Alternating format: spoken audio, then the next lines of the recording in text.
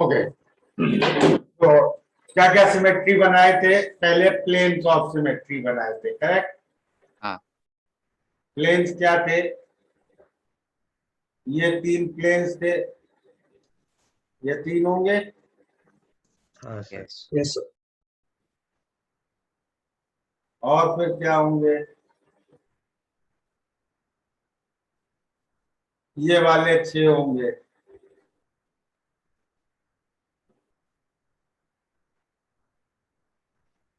Correct?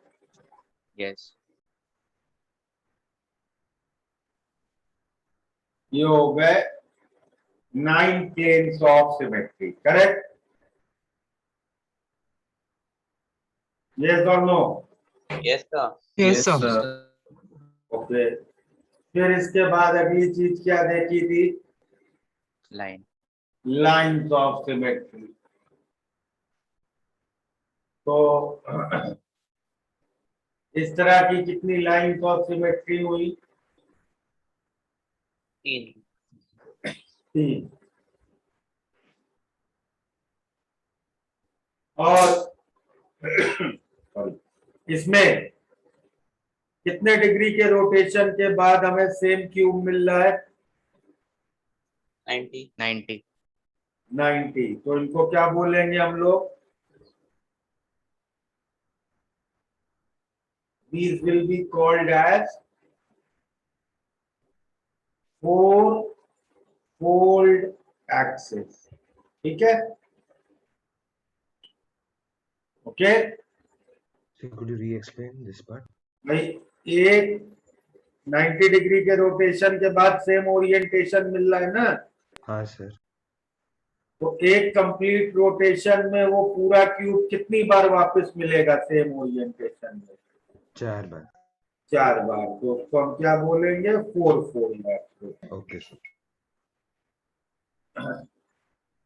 फिर अगली axis कौन सी थी?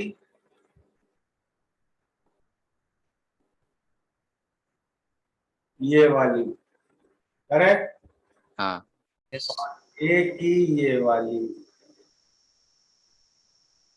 वाली 6 हुई, करेक्ट? यस। ये कितने फोल्ड की सिमेट्री दिखा रही है? 2-fold? These are 2-fold, correct?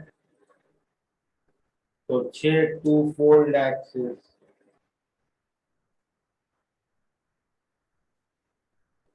और ये वाली लाइन कितनी होगी? 4। अग्रीड? Yes.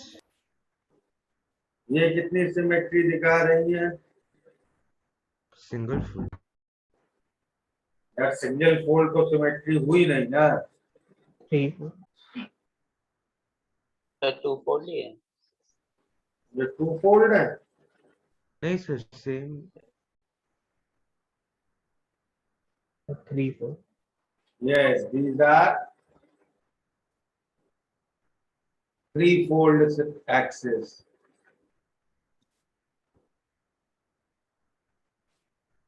और एक पॉइंट देख लिया, 1 point of symmetry. These were the total symmetry units of a simple cubic system. ठीक है? Now my question to you is very simple. That if instead of a simple cubic system,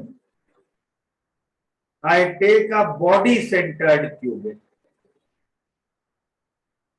So in body centered cubic, will all the symmetry elements, ये जितने symmetry elements आपने अभी बनाए हुए, ये सारे रहेंगे कि इनमें से कोई कम हो जाएगा? तो सारे रहेंगे। सारे रहेंगे बॉडी सेंटर्ड क्यूबिक में? यस हाँ सर। सर। Yes sir. रहेंगे, okay, agreed. Face centred cubic में सारे रहेंगे कि कुछ कम हो जाएंगे?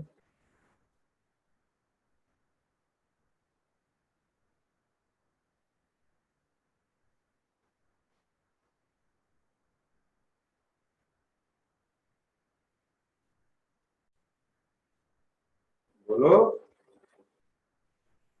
फेस सेंटर्ड क्यूबिक में रहेंगे नहीं, ये क्योंकि सबके सेंटर सारे रहेंगे ना। Yes, sir. ओके हाँ सर रह जाएंगे। Okay okay.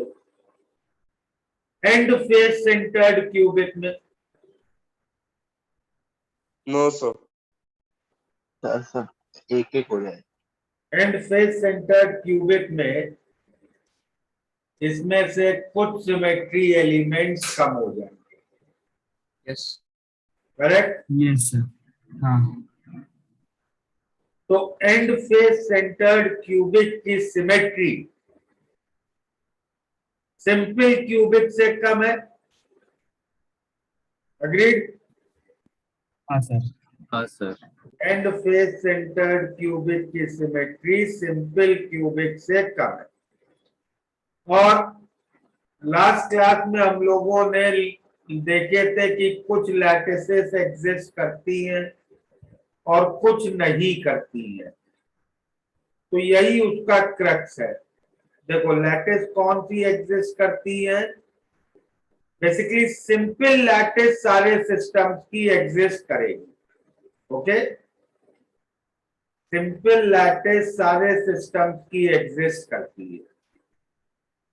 उसके बाद बॉडी सेंटर्ड, फेस सेंटर्ड या एंड फेस सेंटर्ड में वो एग्जिस्ट करती हैं जिनमें एटलीस्ट उतने सिमेट्री एलिमेंट हो जितने उसी सिस्टम की सिंपल में है। तो if you remember cubic systems में and face centred cubic exist नहीं करता है। And now it is clear to you what is the reason that why end face centered cubic does not exist, because the symmetry elements of end face centered cubic are lesser than simple cubic. Okay, therefore end face centered cubic does not exist. ठीक है। Yes, sir. तो last class में हम लोगों ने 14 lattices लिखी थी जो एग्जिस्ट करती है। अब उनका रीजन समझ गए, लॉजिक समझ गए, कौन सी एग्जिस्ट करती है और कौन सी नहीं करती है। Yes, sir. Yes, sir. So the symmetries of the end-face centered would be lesser than what, sir? From simple cubic. Okay, sir. तो अब आगे आते हैं, थोड़ी कैलकुलेशन इसमें स्टार्ट करते हैं। तो first thing today let me discuss is Z effective.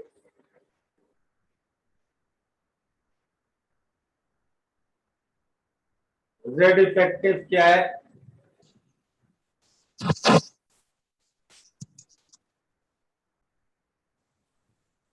भाई जो अननेसेसरी है, अनम्यूटेड है, I will remove from meeting. 201092।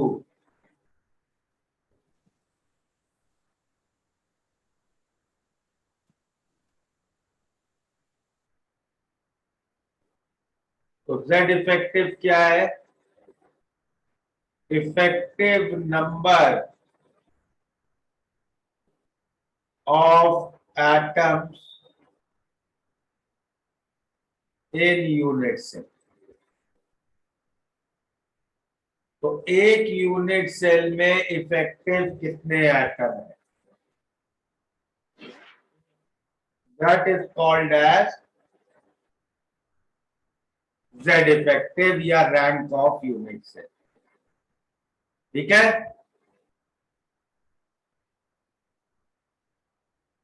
Okay. Yes, sir. So now suppose I take simple cubic.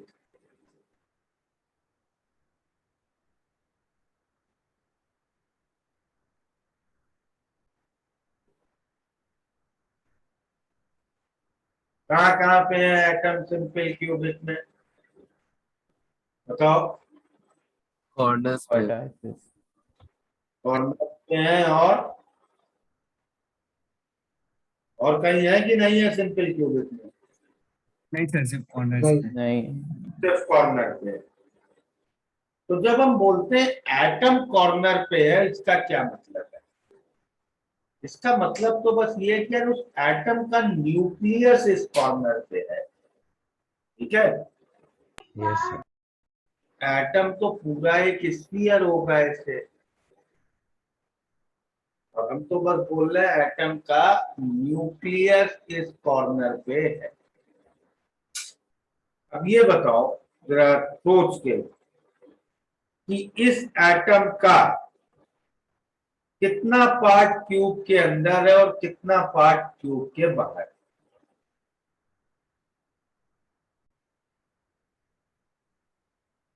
Sir 1/4 अंदर है और 1/4 बाकी का बाहर है। 1/8 अंदर है। 1/8 अंदर है sir.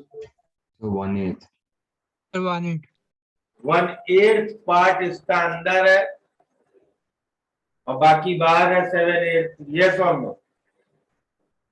Yes. Yes sir. सबको विजुलाइज हो रहा है? Yes sir. तो अब सिंपल क्यूबिक का अगर मुझसे z इफेक्टिव निकालने को बोला जाएगा तो क्या आएगा सिंपल क्यूबिक का z इफेक्टिव? सिंपल क्यूबिक में 8 एटम्स हैं 8 कॉर्नर पे, और हर एक का कितना इफेक्टिव कंट्रीब्यूशन है? 1/8। सही है। Yes yes sir. तो z इफेक्टिव क्या हो गया सिंपल क्यूबिक का? 1. 1। समझ में आया ये? Yes yes sir. ओके। तो हाँ, 1/8 कैसे आया? डायग्राम बनाना थोड़ा सा घर में। अब आ जाते हैं अगले पे, फेस सेंटर्ड क्यूबिक पे। फेस सेंटर्ड क्यूबिक में कहाँ पे है एटम? कॉर्नर्स पे एंड एवरी फेस के सेंटर पे। कॉर्नर्स पे और हर फेस के सेंटर पे। कॉर्नर पे कितने होंगे टोटल एटम? 8। करेक्ट। और उनका इफेक्टिव कंट्रीब्यूशन 1/8. 1/8।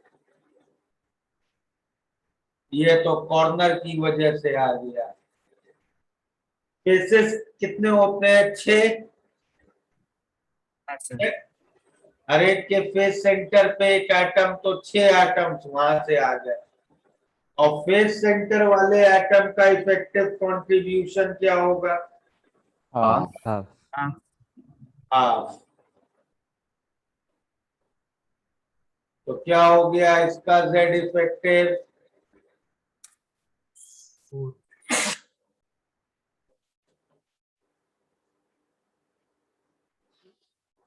आ गया 4 4. 4. ठीक है। Yes, sir. और क्यूबिक सिस्टम में किया था body centred cubic. Correct. Sir. Body centred cubic में एटम्स कहाँ है? कॉर्नर और बॉडी के Yes, सेंटर sir. Corner और rod के center. और क्यूब के सेंटर पे।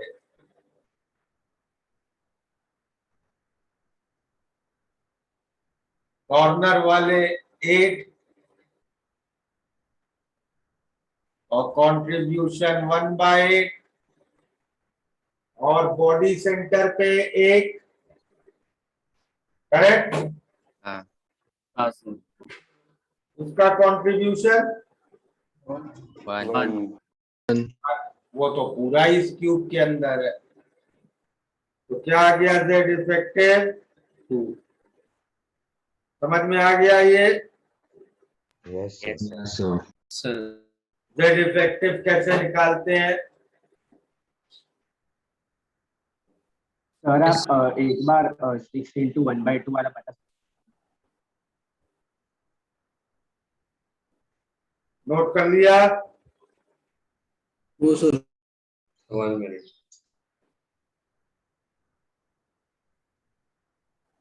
सर बोलो। सर आप एक बार 6 into 1/2 वाला बता सकते हो? ये जो फेस है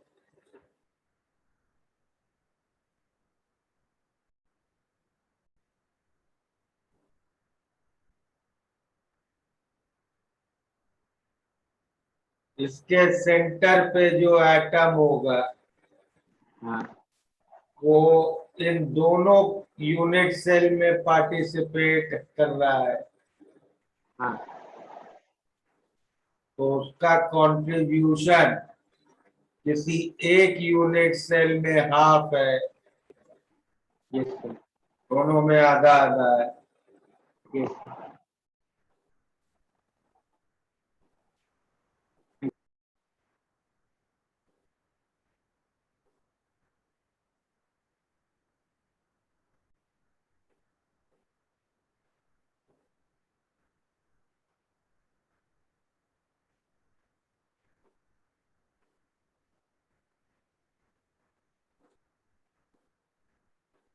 noted? Yes, sir. Yes. Yes.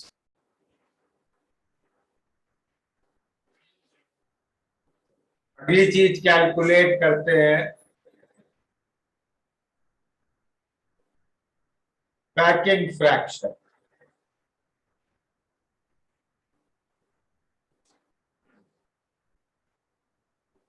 Packing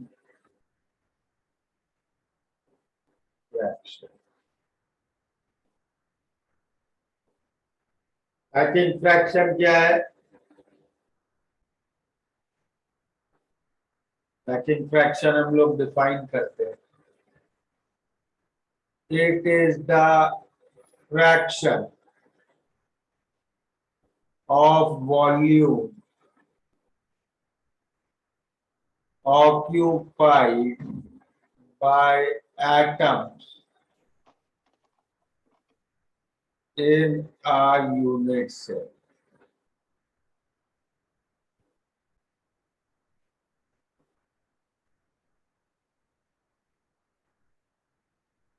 ठीक है? तो सपोज सिंपल क्यूबिक का एग्जांपल लेते हैं। सिंपल क्यूबिक के क्यूब की एज लेंथ में a मान लेता हूं। ओके,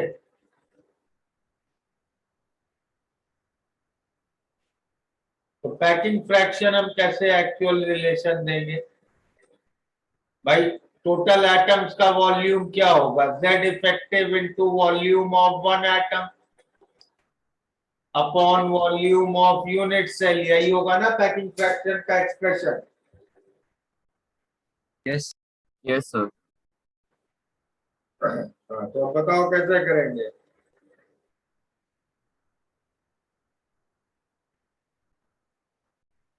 बोलो।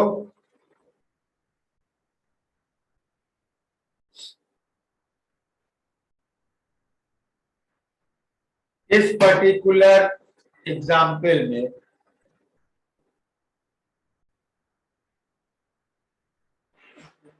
सिंपल क्यूबिक में z इफेक्टिव कितना है? 1. z इफेक्टिव है 1, करेक्ट? हाँ. और volume of one unit cell 4/3 pi r cube, और इस क्यूब की एज लेंथ को a माना, तो volume of unit cell a cube. Clear है इतना?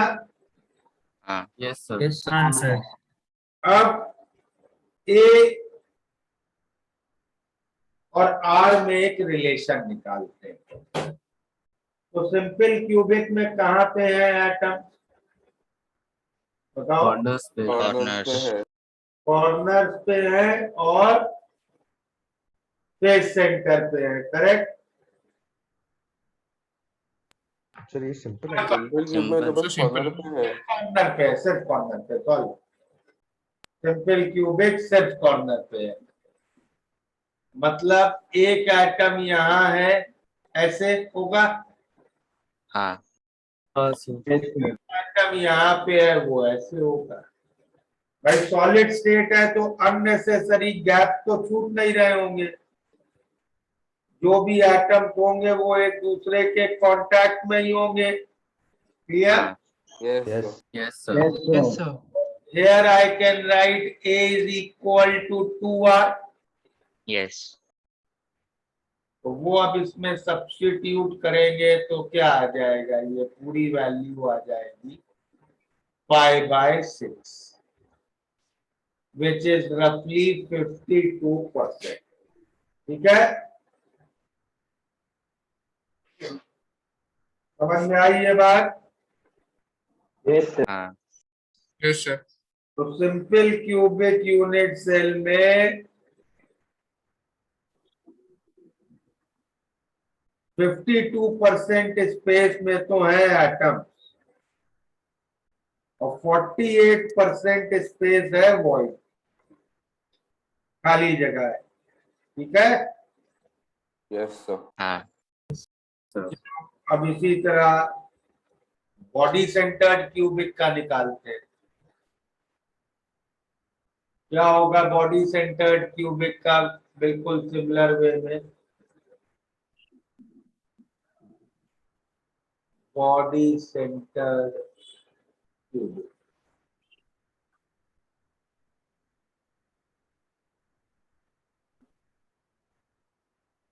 जेड इफेक्टिव कितना है 2, हाँ.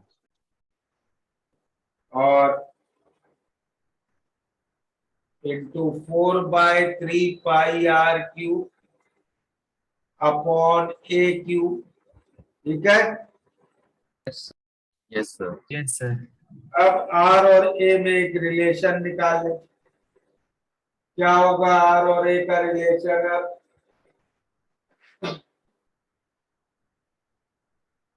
भाई बॉडी सेंटर्ड क्यूबिक में एटम्स कहाँ कहाँ पे है, Corner. Corners पे Corners और और एक body.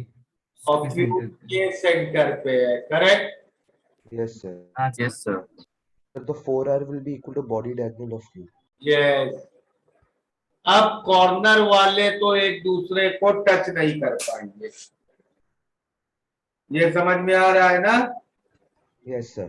क्योंकि अगर कॉर्नर वालों ने एक दूसरे को टच कर लिया तो उसके सेंटर पे, क्यूब के सेंटर में उसी रेडियस का एटम रख नहीं पाओगे, हाँ sir. इतनी जगह ही नहीं बचेगी, करेक्ट। हाँ. Yes sir. Yes sir. तो अब क्या होगा, जो क्यूब के सेंटर पे एटम है वो बाकी 8 एटम को टच कर रहा होगा।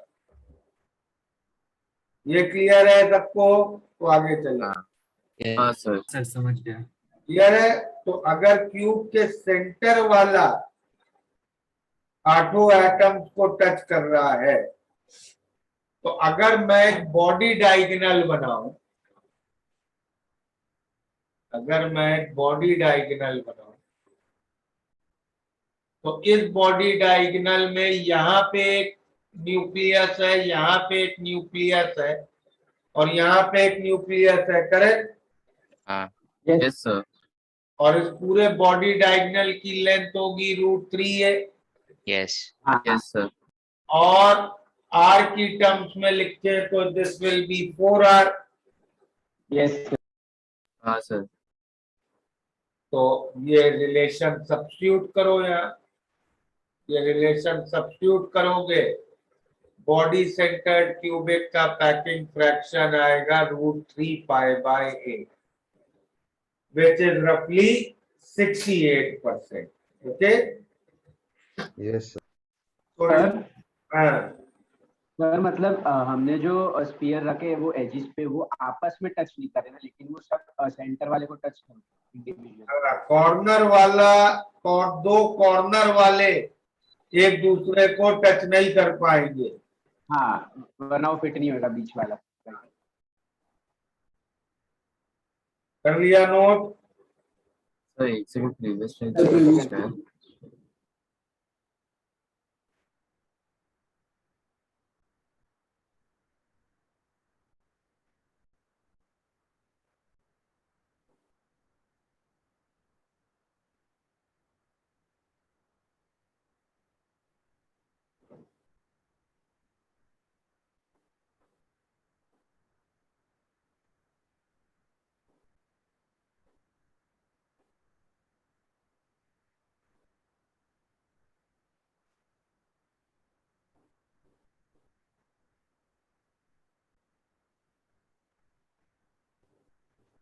Done, sir.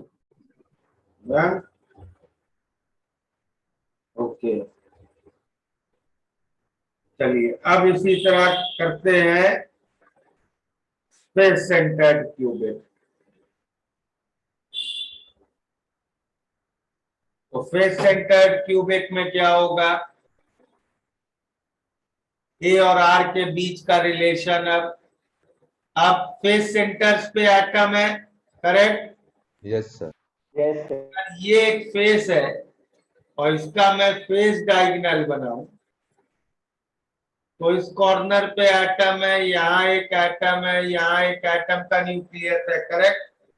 तो हाँ इसका रिलेशन आएगा √2a is equal to 4r, सही है?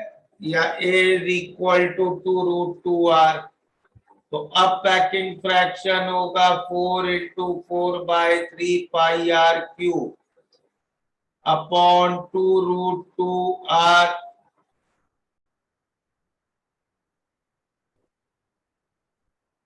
का क्यूब, करेक्ट? सॉल्व करके ये आएगा π/3√2 which is roughly 74%. So you can see body centred cubic का पैकिंग फ्रैक्शन सिंपल क्यूबिक से ज्यादा है हाँ और फेस सेंटर्ड क्यूबिक का packing fraction body centred cubic से भी ज्यादा है।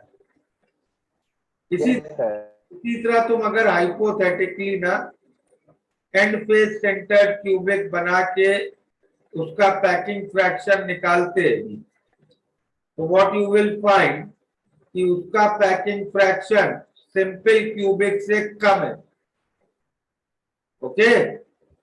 और इसीलिए and face centred cubic does not exist. Clear?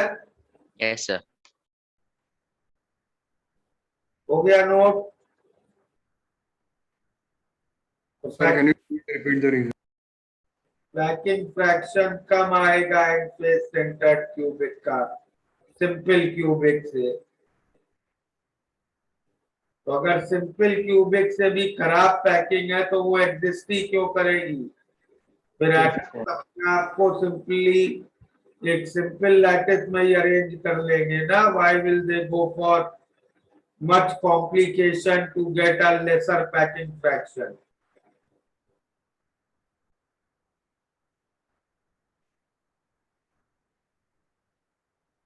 So can you show the previous slide?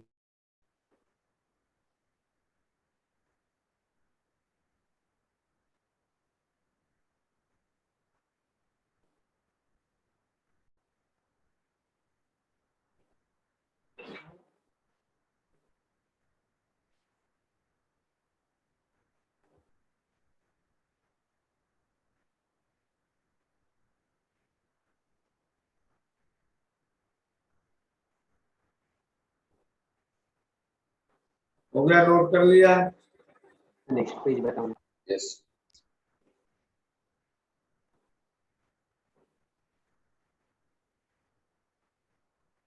Done. ठीक। तो पैकिंग फ्रैक्शन निकालना आ गया।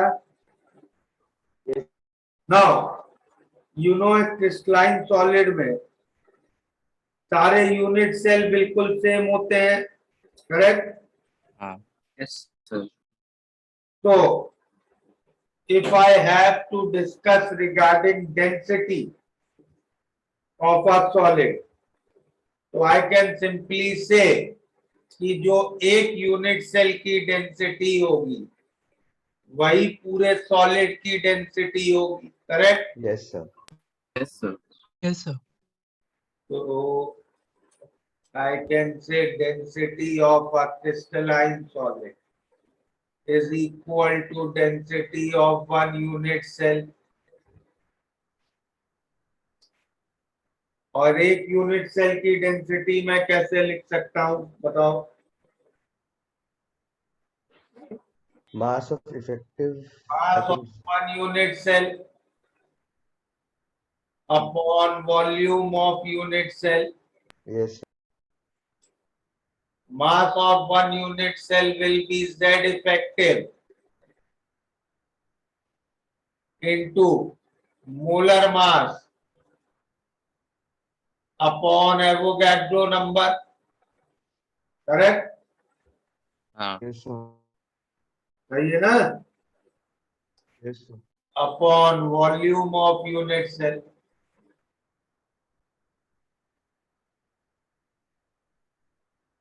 बोलो क्लियर? Yes, sir. नोट कर लो.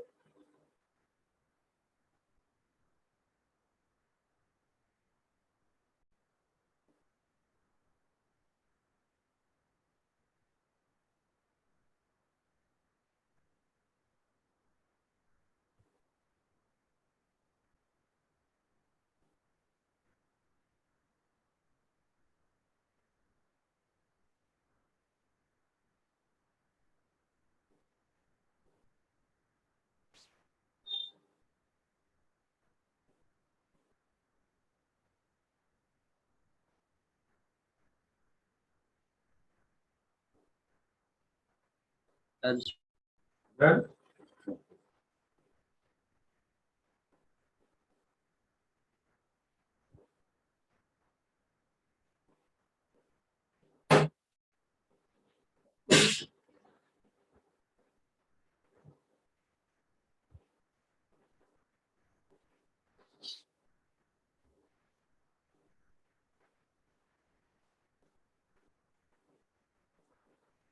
बुकलेट है सॉलिड शेप की?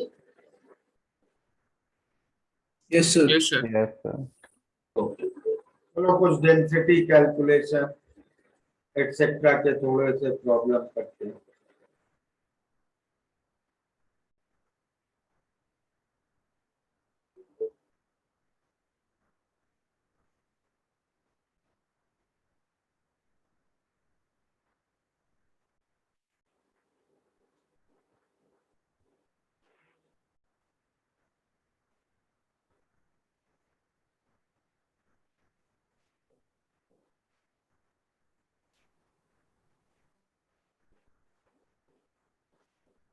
चलो बुकलेट ओपन करो.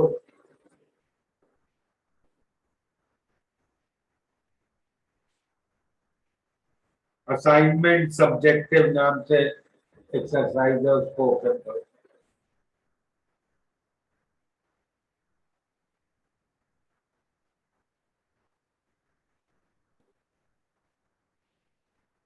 सब्जेक्टिव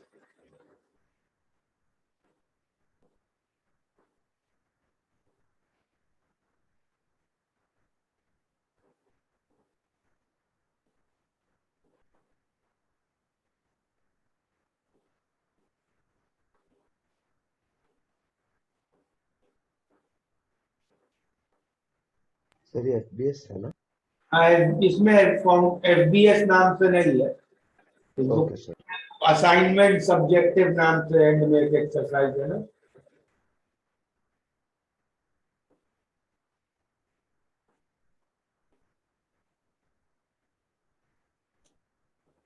चलो ये 5 प्रॉब्लम्स करो.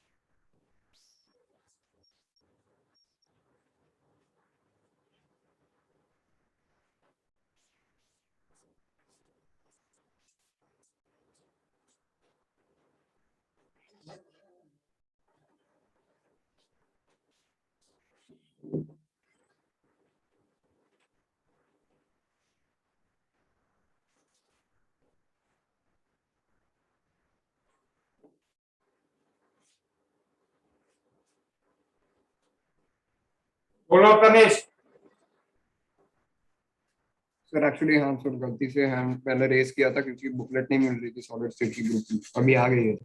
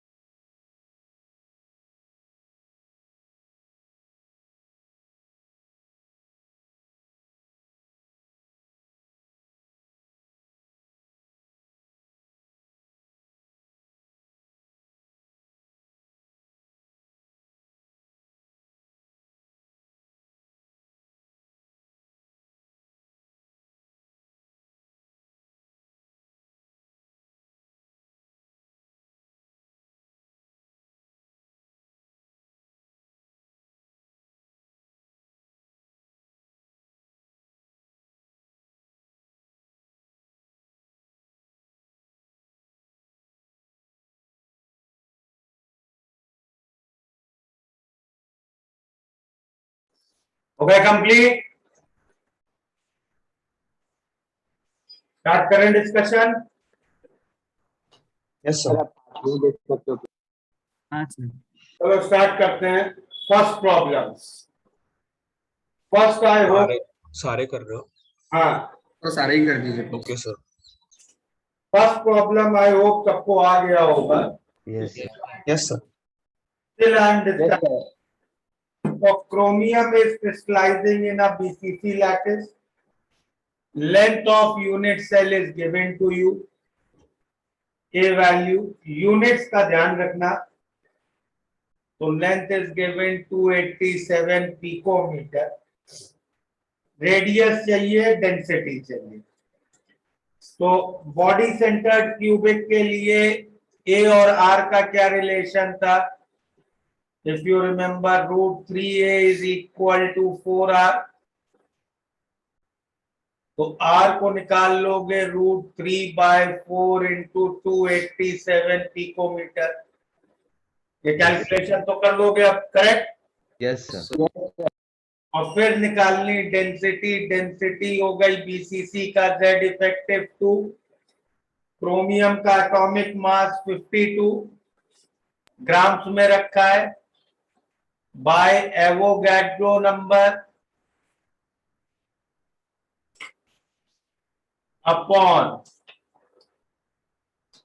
एज लेंथ का क्यूब। अब इसको एज लेंथ को सेंटीमीटर में रखते हैं, तो 287 पिकोमीटर है, 10 सेंटीमीटर raised to 10. -10। हाँ यस। और ये सॉल्व कर लोगे तो डेंसिटी आ जाएगी, correct? Calculation part I am leaving, और एग्जाम के लिए भी calculation part is not important for you. Okay, exam में भी जो आएंगे उनके नंबर या तो बहुत मैनिपुलेटेड होंगे, you can do calculation easily, और तुमसे आखिरी में एक आंसर की जगह एक्सप्रेशन में ही ऑप्शन होंगे। Okay, yes. Yes. चलो second problem. Element crystallizes into a structure which may be described as a cubic type of unit cell having one atom on each corner and two atoms on one of its body diagonal। ठीक है, excluding corner atom. ठीक है, तो पहले तो Z effective जरा इसका समझ लें कितना होगा। 8 कॉर्नर्स पे हैं, हर एक का कंट्रीब्यूशन 1/8, करेक्ट? Yes. Yes, और sir. वो बॉडी डायगोनल पे है, वो तो पूरा इस क्यूब के अंदर ही है, करेक्ट? सर ऐसे तो 4 होंगे ना बॉडी डायग्राम। नहीं तो किसी एक पे ही रखा है ना उन्होंने, चारों पे थोड़े रखा है। On one of its body diagonal. Okay, volume दिया है इस यूनिट सेल का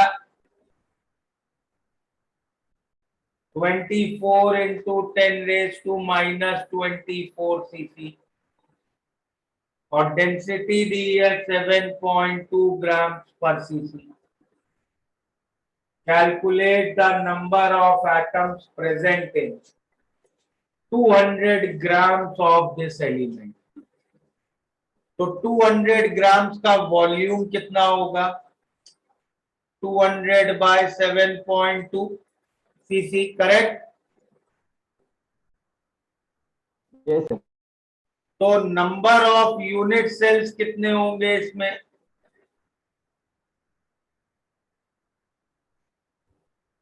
टोटल वॉल्यूम है 200/7.2 और एक यूनिट सेल का वॉल्यूम ये।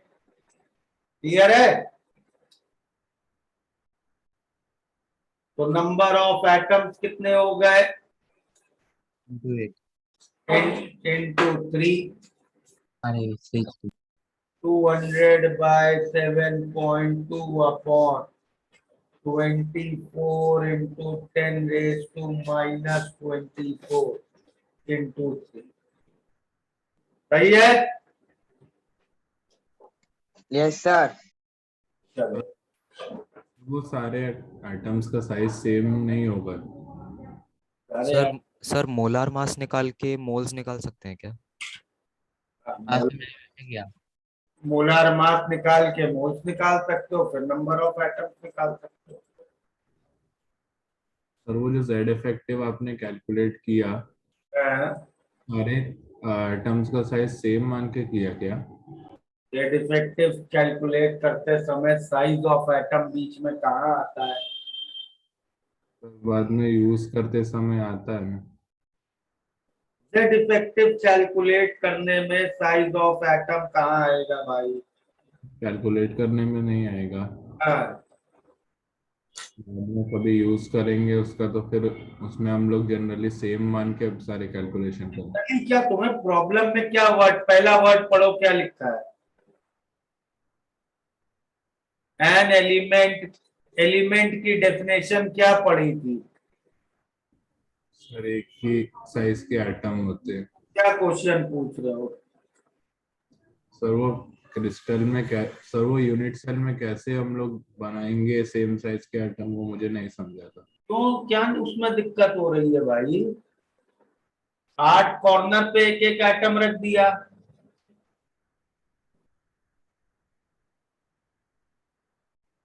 ये क्यूब है,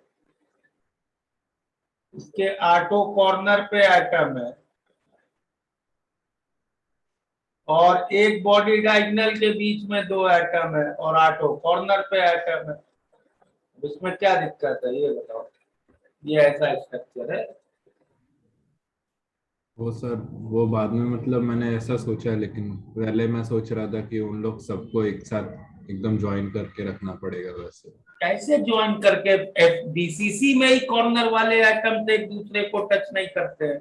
हाँ वो वाला फिर मैंने बाद में नोटिस किया, वो वाला प्रॉब्लम सॉल्व किया। Sir Thank you, sir. Sir आप बता सकते हो कि आपने वो इंटू 3 क्यूब? यार कितने यूनिट सेल है वो निकाला, और फिर एक यूनिट सेल में कितने एटम है वो निकाला, तो नंबर ऑफ एटम्स निकालने के लिए तो इन दोनों को मल्टीप्लाई करेंगे ना। ओके सर, हाँ थैंक यू।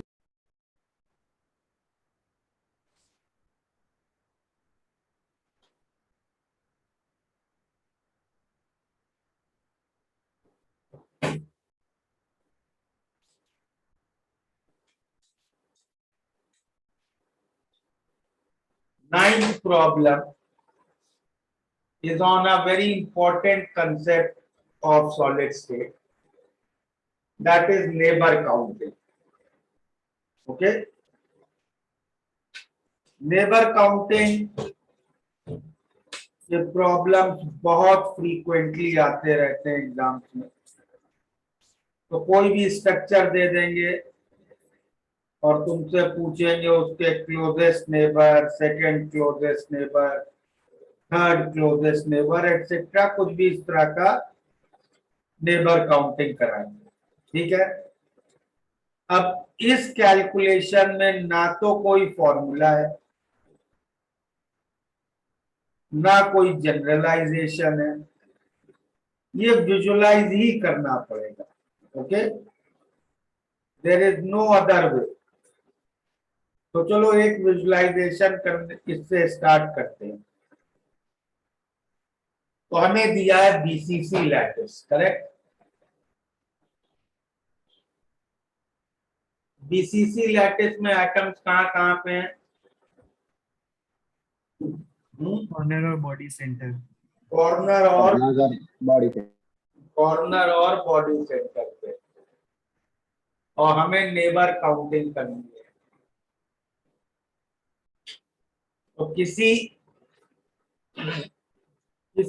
एक एटम को रेफरेंस मान लो और उसके नेबर्स काउंट करना शुरू करो। तो किसको रेफरेंस मानना है? बॉडी सेंटर वाले को कि कॉर्नर वाले को? Body centre body Center. center. Body centre वाले को रेफरेंस मान लेते हैं। तो यहाँ पे है मेरा रेफरेंस एटम और इसकी मुझे नेबर काउंटिंग करनी है। तो भाई क्लोजेस्ट नेबर तो वही होता है जो उसको टच कर रहा हो, correct? Yes, sir. Yes, sir. तो इस बॉडी सेंटर वाले को टच कौन कर रहा है? Corner. कॉर्नर वाला, ठीक है। तो तुमसे ये पूछा जा सकता है कितने डिस्टेंस पे है, तुमसे ये पूछा जा सकता है कि कितने हैं, दोनों ही चीजें पूछी जा सकती है, करेक्ट? Yes. तो अब अगर कॉर्नर वाले की मैं बात करूं तो कॉर्नर वाले कितने हैं? 8 8, ठीक है, 8 है। और कितने डिस्टेंस पे है? 2 are r√3/2 इट डिपेंड्स, तुम आर में आंसर देना चाहते हो या A में। ए में, ठीक है। तो इस रेफरेंस एटम का फर्स्ट क्लोजेस्ट नेबर की अगर बात करें तो 8 है और किस डिस्टेंस पे है? √3/2 है। 3a/2 पे, करेक्ट? और इस ए और आर का रिलेशन तो मुझे मालूम ही है, यस वो तो कभी भी चाहूंगा तो वापस आर में कन्वर्ट कर लूंगा। तो फर्स्ट क्लोजेस्ट नेबर ये यहाँ पे है, correct? First closest neighbours are also called as coordination number, ठीक है। यस तो कोऑर्डिनेशन नंबर क्या है यहाँ पे? कोई पूछ ले बीसीसी में कोऑर्डिनेशन नंबर, तो what will be your answer? 8. Coordination number means number of closest neighbours, ठीक है।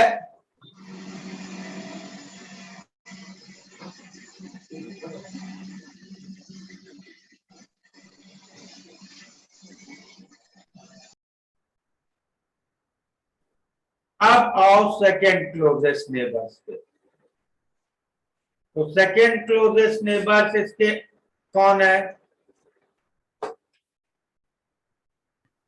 फिर 0 होगा ना, इसका तो कोई नहीं। 8 के यही गए। भाई देखो, हम कॉर्नर को कॉर्नर वाले के डिस्टेंस में एक मिनट सुनो सुनो। एक सॉलिड में क्या केवल एक यूनिट सेल होता है? नहीं ना। नहीं नहीं सर। तो एक के बाद एक लगातार बहुत सारे यूनिट सेल्स हैं, करेक्ट? Yes, sir. और ये यूनिट सेल तो एक इमेजिनरी डायग्राम है जो हम बना रहे हैं। एक्चुअली तो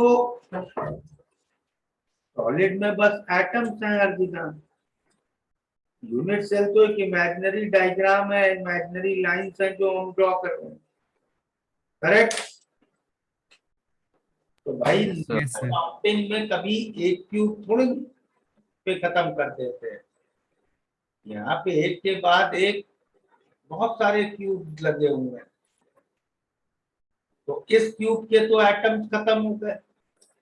तो definitely I will have to bring forward the next cube for further counting. तो कौन होंगे इसके सेकेंड क्लोजेस्ट नेबर? फिर उसका body centre second body centre दूसरे 6 फेस के। दूसरे क्यूब का बॉडी सेंटर, करेक्ट? हाँ सर ये होगा इसका सेकेंड क्लोजेस्ट नेबर, ठीक है। Yes. Yes, sir. कितने होंगे ऐसे? 6 किस डिस्टेंस पे? 5.2 A. A. हाँ, ये सर. समझ में आई नेबर काउंटिंग? Yes, sir. तो अब मुझे बताओ थर्ड क्लोजेस्ट नेबर कौन है? और R और कॉर्नर वाले सेकंड उसके कितने कितने हैं? कितने हैं और कितने हैं? हाँ है. 24 sir. हाँ 24 24. 24 है। डिस्टेंस बताओ।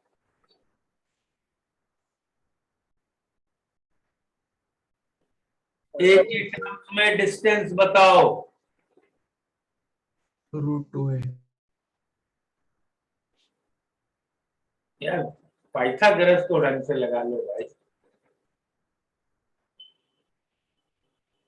√10a/2 yes sir root 10a/2 10a/2। ठीक है, चलिए एक मिनट।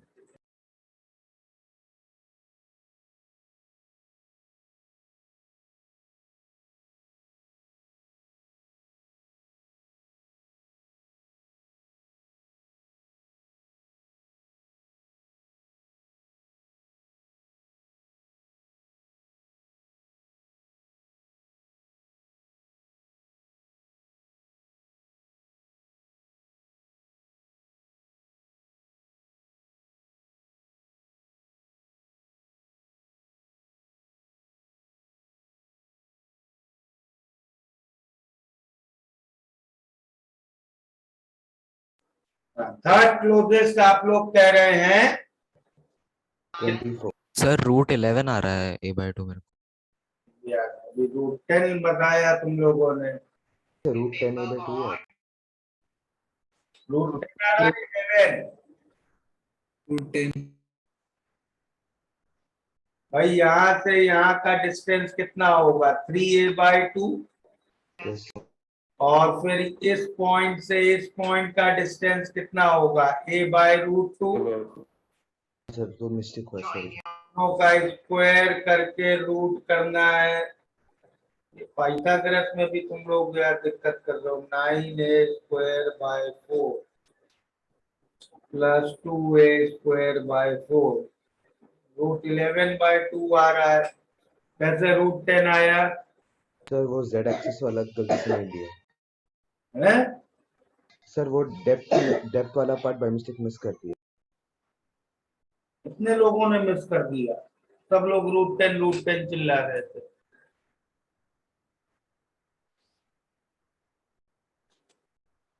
तो you are saying 24 at √11a/2। ठीक है।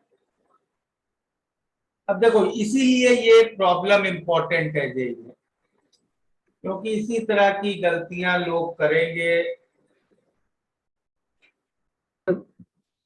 एक मिनट, अब ध्यान दो बोल पे। एक सर क्यूब A². यहाँ भी होगा, करेक्ट? Yes Yes, sir. इसके बॉडी सेंटर पे भी एक एटम है। ये डिस्टेंस कितना होगा? ये डिस्टेंस a, ये डिस्टेंस a, तो ये डिस्टेंस कितना होगा? √2 है. √2a। अब √2 और √11/2a में कितना कौन छोटा है?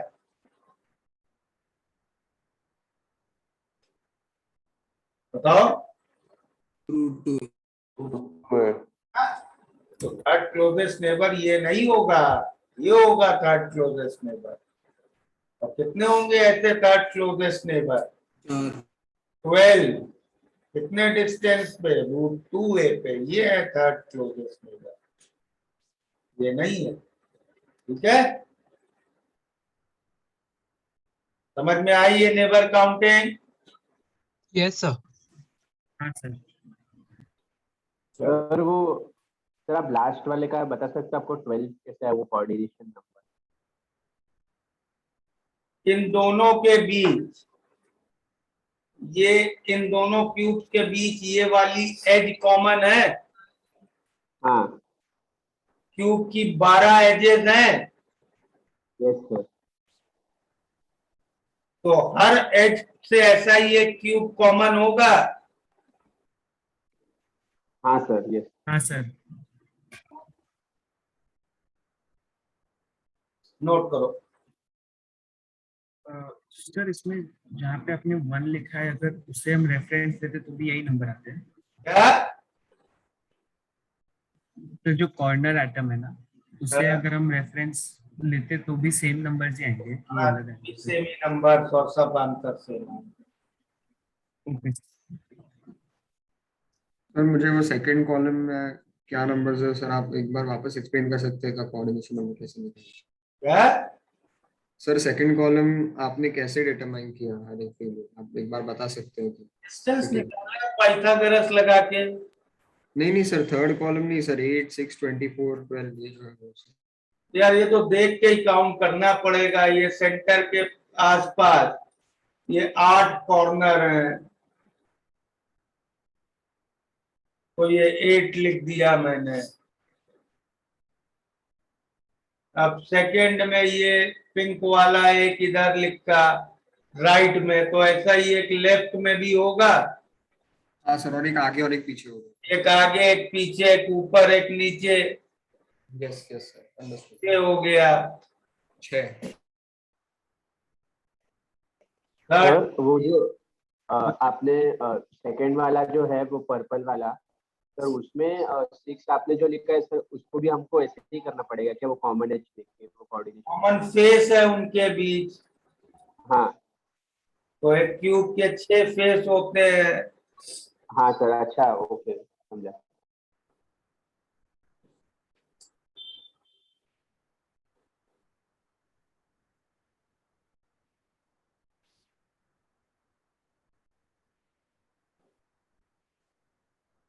हो गया नोट?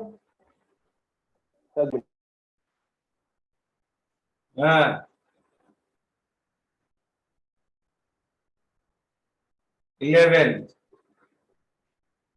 11th प्रॉब्लम में आयरन की 2 फॉर्म में डेंसिटी कंपेयर करने को बोला है।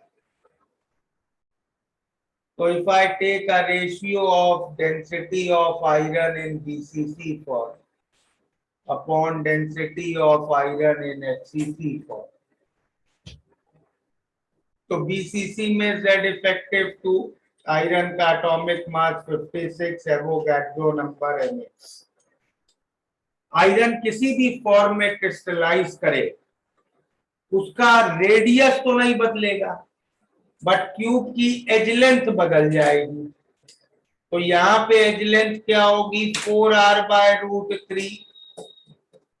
और सिमिलरली एफसीसी में अगर मैं डेंसिटी कैलकुलेट करूं तो क्यूब की एज लेंथ होगी 2√2r।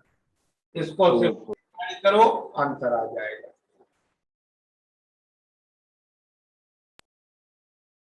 सर क्वेश्चन में ये जो लिखा है, assuming that the distance between nearest neighbors is the same in the two forms at the transition temperature, उसका मतलब क्या हुआ फिर? उसका मतलब ये हुआ कि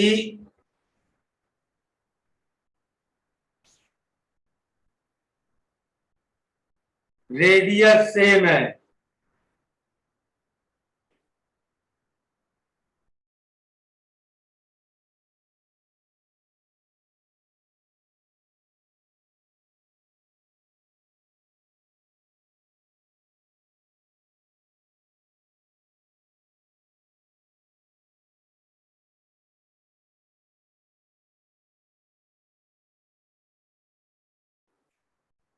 हाँ, नोट कर लिया? Yes, sir.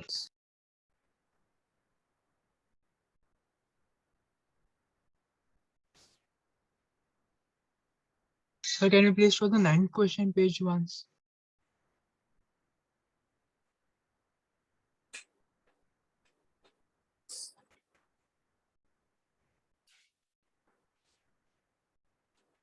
Yes, sir, done. Just 1 minute.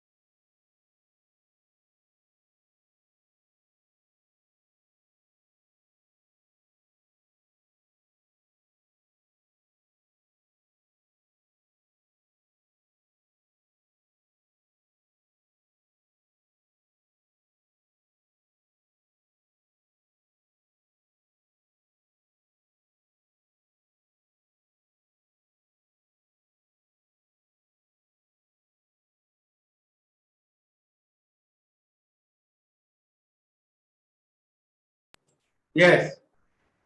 11th हो गया. Yes sir. Yes, sir. Last 30. ये भी एक इम्पोर्टेंट पॉइंट होता है सॉलिड स्टेट में, रिगार्डिंग वॉइड्स रिकॉग्नाइज करना. कौन सा वॉइड है, कैसा है, ठीक है.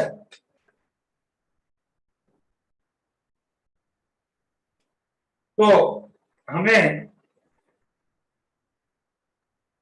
इस प्रॉब्लम में बीसीसी पैकिंग में वॉइड्स ढूंढने. बीसीसी में खाली जगह होती कहाँ है, बताओ. कॉर्नर्स जो होते हैं उनके बीच में, कॉर्नर एटम, बॉडी एटम की जो दो कॉर्नर एटम्स के बीच में रेडियस के होती बीच जगह. में. भाई कॉर्नर पे एटम है और बॉडी सेंटर पे है, correct. Yes yes sir. Okay. तो एज सेंटर खाली पड़ा है हाँ सर. और फेस सेंटर खाली पड़ा है. तो मैं हाँ सर. बीसीसी लैटिस में दो खाली जगह देख सकता हूं. एक तो है फेस सेंटर और एक है एज सेंटर. एज सेंटर क्या मतलब, क्यूब की अगर मैं एक एज देखूं तो इसके दोनों कॉर्नर्स पे एटम्स हैं, करेक्ट. यस और नो. Yes, sir. तो बीच में इतनी जगह खाली पड़ी है. कितनी होगी ये जगह, A-2. A-2.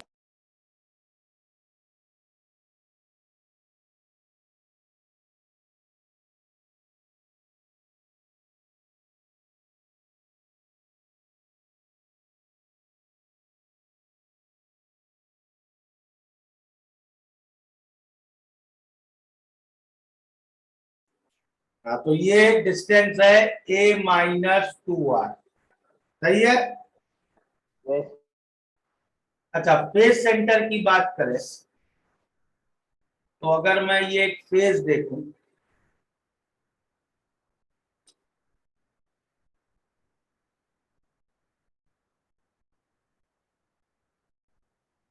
तो इसके हर कॉर्नर पे एटम है, करेक्ट. हाँ. हाँ सर.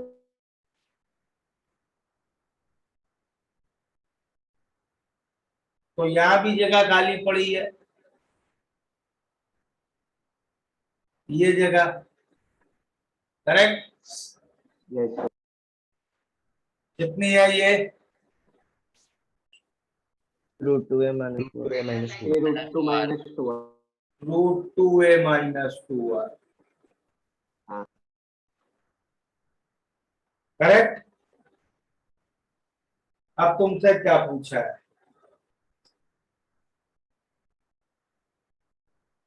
अब तुमसे पूछा है कि कहां पे तुम एटम्स रख सकते हो। Size of largest atom that will fit. तो यहाँ पे इस वॉइड में किस रेडियस का एटम फिट हो सकता है उसको मैं आर डैश कह रहा हूँ। कितना होगा ये? a Minus minus 2r 2r by by 2. 2. a minus 2r/2। और इस वॉइड में किस रेडियस का मैक्सिमम एटम फिट हो सकता है? root 2a Root minus 2a 2r by minus 2. 2r by 2. 2 upon 2 minus r. यार मैं बार बार बोल रहा हूँ, इस चैप्टर में बिना विजुअलाइजेशन किए आर्बिट्ररी आंसर मत दो। यहाँ पे फिट हो सकता है मैक्सिमम a माइनस 2r/2। ये समझ में आ रहा है कि नहीं आ रहा है? ठीक है, तो अब तुम्हें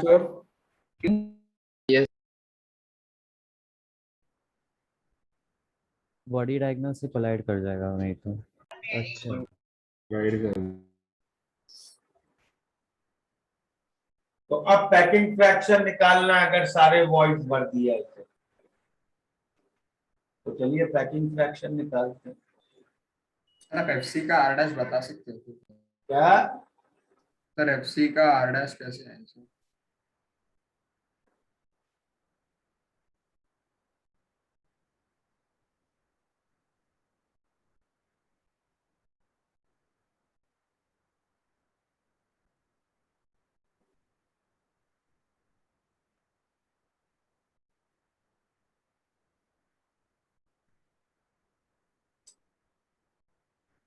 यहाँ पे रखना है एटम, ठीक है। Yes sir. और हाँ इसके एटम्स कहाँ कहाँ है? यहाँ है, यहाँ है, यहाँ है, यहाँ है, यहाँ है, ठीक है। और ऊपर एक क्यूब होगा, उसके भी सेंटर पे वो है। यस तो इस डायरेक्शन से कितनी जगह खाली है बीच में? a minus 2r. a minus 2r। तो स्फीयर तो हर डायरेक्शन में जगह लेगा ना। हाँ सर.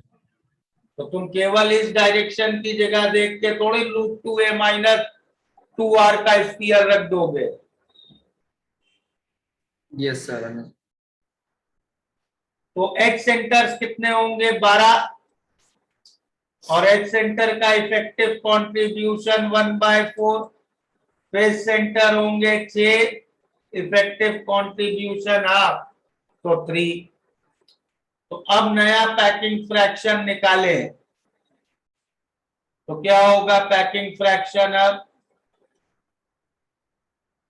दो तो वो एटम है जो मेन लैटिस बना रहे हैं रेडियस r के, और 6 एटम्स हमने वॉइड में भर दिए रेडियस r डैश के, और a होगा 4r/√3। तो ये हो गया पैकिंग फ्रैक्शन। अब इसको सिंप्लीफाई कर लो। 8/3 पाई r³ प्लस 24/3 पाई, और r डैश को मैं क्या लिखूंगा? a/2 माइनस r का क्यूब अपॉन 64 r³/3√3। तो कितना हो गया? 8/3 पाई r³। नेक्स्ट, या a/2 को वापस अब रख दो 2r/√3r। तो पाई r³ कॉमन आ जाएगा, 8/3 प्लस 24/3, और यहाँ बचेगा ये आएगा 2r/√3 ना, तो 2/√3 -1 का क्यूब अपॉन 64r³ 3√3, तो r³ कैंसिल कर दो, तो 3√3 π/64 इंटू 8/3 कॉमन ले लो, इंटू 1 + 3 2/√3 -1 का क्यूब। ठीक है, सर आपने ये पैकिंग फ्रैक्शन के फॉर्मूला में वो एज वाला हमने क्यों नहीं लिया सर, जो 12 into कैलकुलेट किया था? ये तो यार एज वाला भी लिया, फेस सेंटर वाला भी लिया, तभी तो टोटल 3 + 3 6 लिखा है। अच्छा ठीक है ठीक है। नोट कर लो इसको। सर और एक चीज पूछना था पूछो। सर, वो हम सर आप एक मिनट प्रीवियस पे जा सकते थे सर? वो a-2r वाला समझ गया सर, लेकिन फिर वो डायगोनल वाला हम कंसीडर नहीं कर रहे थे। अरे यार तुम्हारे पास एक जगह खाली है, उसमें एक स्फीयर रखना है, तो जिस साइड से सबसे कम जगह खाली है वहां से स्फीयर का रेडियस निकालोगे ना, कि जहां ज्यादा हाँ। खाली है वहां से निकालोगे। नहीं सर, कम है। हो गया note? Yes sir. Sir next slide देखो।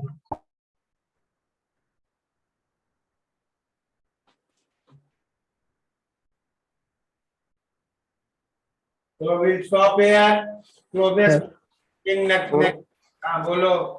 सर वो आपने स्टार्टिंग ऑफ द क्लास में वो जेड इफेक्टिव की कैलकुलेशन में सिंपल क्यूब के लिए वॉल्यूम इनसाइड आपने 1/8 किया था, वो कैसा आया? यार वेदांश, रियली मतलब ये एक क्यूब है, सर मैं सोचा लेकिन नहीं समझ पाया। हाँ ये दूसरा क्यूब रखा, हाँ ये तीसरा क्यूब रखा, हाँ चौथा क्यूब रखा, ये कॉर्नर है, यहाँ पे एटम है, यस 4 क्यूब इसके ऊपर आएंगे, यस सर। तो ये एटम कितने क्यूब्स में शेयर हो रहा है? 4 4 नहीं 8, 4 इसके ऊपर भी रखोगे। 4 नीचे 4 ऊपर, यस सर। नीचे वाले से क्या मतलब? नीचे तो नीचे एक और लेयर है, नीचे तो नीचे वाली लेयर देखेगी ना, हाँ इसके 4 ऊपर रखोगे यस तो ये एटम 8 क्यूब्स में शेयर हो रहा है। हाँ ओके, फिर 1/8 आ गया सर, यस सर। एक को 1/8 मिलेगा। सर हाँ बोलो। सर आपने जो कोऑर्डिनेशन नंबर बताया था वो सिर्फ फर्स्ट नेबर्स के लिए ही उसको कोऑर्डिनेशन नंबर बोलते हैं? Number is the number of closest neighbour. Okay, sir वो सेकंड और थर्ड वाले नहीं है ना?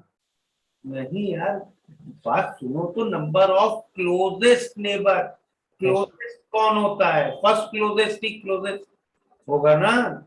Yes sir, thank you.